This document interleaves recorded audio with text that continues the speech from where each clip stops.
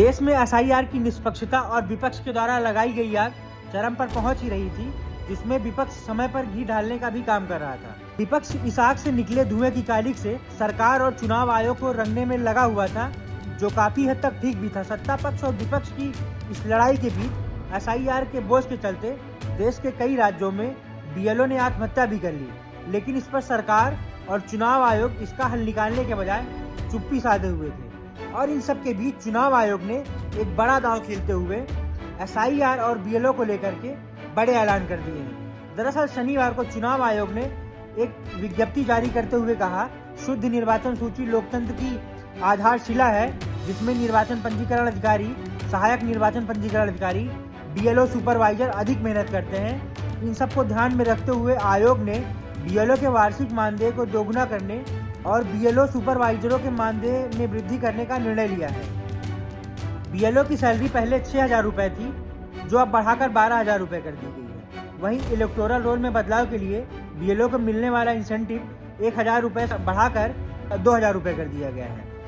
BLO supervisor की salary 12,000 से बढ़ाकर 18,000 रुपए कर दी गई है। सबसे बड़ी घोषणा यही रही कि पहली बार एईआरओ और ईआरओ को भी मानदेय दिया जाएगा, जिसमें ईआरओ को 30,000 रुपए और एईआरओ को 25,000 रुपए दिए जाएंगे।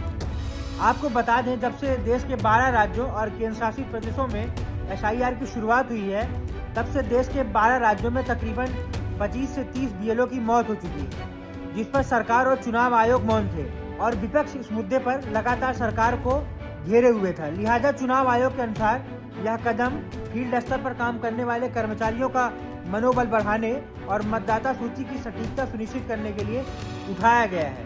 यही नहीं, चुनाव आयोग ने विपक्ष के एसआईआर प्रक्रिया और उसकी समय सीमा पर उठा रहे सवालों पर भी करारा जवाब दिया है। चुनाव आयोग ने एसआईआर की सीमा में बड़ा बदलाव किया है। एसआईआर की अवधि 11 दिसंबर 2025 तक बढ़ाई गई है। मतदान केंद्रों की रीअरेंजमेंट भी 11 दिसंबर 2025 तक पूरा किया जाएगा। कंट्रोल ड्राफ्ट अपडेट लिस्ट तैयार करना 12 से 15 दिसंबर 2025 तक चलेगा। ड्राफ्ट वोटर लिस्ट का प्रकाशन 16 दिसंबर 2025 तक चलेगा। दावे और आपत्तियां दाखिल करने की अवधि 16 दिसंबर 2025 से 15 जनवरी 2026 तक चलेगी। नोटिस फेज 16 दिसंबर 2025 से 7 फरवरी 2026 तक चलेगा। इस दौरान चुनाव रिटर्निंग ऑफिसर दावों, आपत्तियों और गिनती के फॉर्म पर एक साथ काम करेंगे। यूपी, एमपी, राजस्थान सहित 12 राज्यों और केंद्र शासित प्रदेशों में एसआईआर की समय सीमा में भी बदलाव किया गया है। बदलाव का उद्देश्य अंतिम मतदाता सूची को और अधिक सटीक करना है।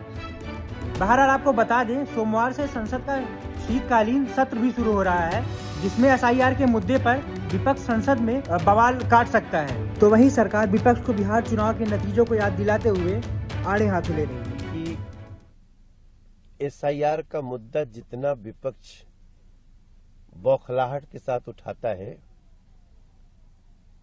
उतनी ही उसकी जड़ें कमजोर हो रही हैं।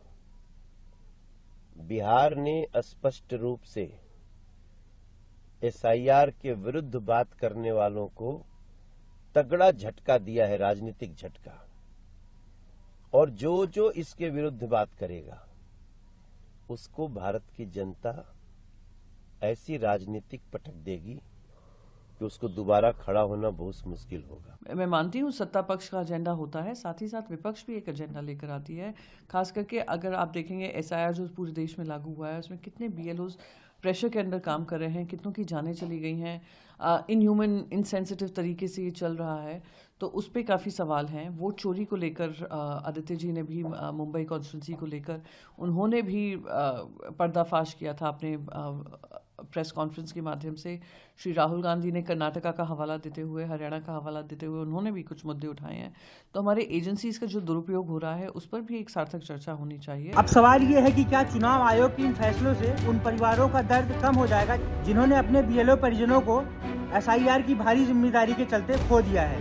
क्या बढ़ा हुआ मानदेय फील्ड में काम करने वालों के असली बोझ को हल्का कर पाएगा? क्या समय सीमा बढ़ाने से मतदाता सूची में गड़बड़ियों पर विपक्ष के आरोप शांत होंगे, या संसद के शीतकालीन सत्र में एसआईआर सबसे बड़ा संग्राम बनेगा? और सबसे महत्वपूर्ण सवाल, देश की लोकतांत्रिक प्रक्रिया को मजबूत करने के लिए ये कदम काफी है या अभी और बड़े फैसलों की जरूरत है? Bureau report, Punjab Kesari TV. हमसे जुड़े रहने के लिए हमारे YouTube चैनल को सब्सक्राइब करें और नई वीडियो की नोटिफिकेशन के लिए बेल आइकॉन को दबाएं।